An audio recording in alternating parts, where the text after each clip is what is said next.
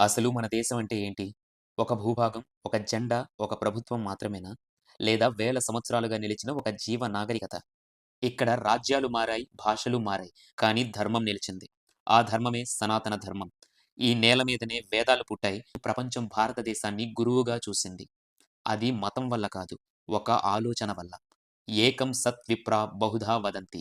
సత్యం ఒక్కటే, మార్గాలు అనేకం. భారతదేశం పతనం మొదలైంది బయటి మతాలు రాజకీయ శక్తితో వచ్చినప్పటి నుంచే.